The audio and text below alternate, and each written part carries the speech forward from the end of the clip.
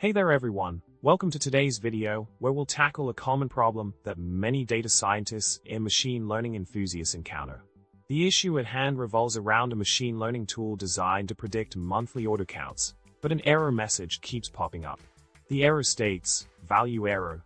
To assemble mappings requires at least that year, month, day be specified.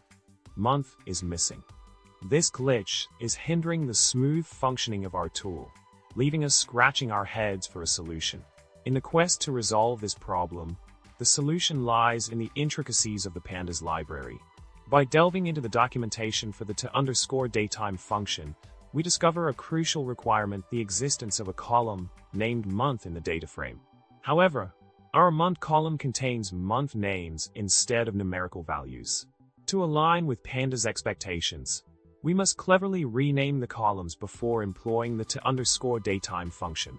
With a strategic column rename, using df.rename columns equals month, month name, month number, month, Pandas will seamlessly recognize the numeric month column, paving the way for successful date conversion. To wrap things up, we've successfully navigated through the treacherous waters of Pandas datetime function and emerged victorious. By ensuring the column names align with Pandas requirements, we've overcome the pesky error that plagued our machine learning tool. It's essential in the world of data science to pay attention to these nuances, as a small detail can make all the difference between a smoothly running tool and a frustrating error message.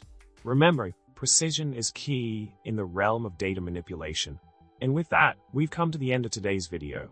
Thank you for joining me on this troubleshooting journey, and I hope you found the solution insightful. If you enjoyed this content and want to see more tech tips and tricks, don't forget to hit that subscribe button, give this video a thumbs up, and share your thoughts in the comments below. Until next time, happy coding, and may your data always be clean and error-free.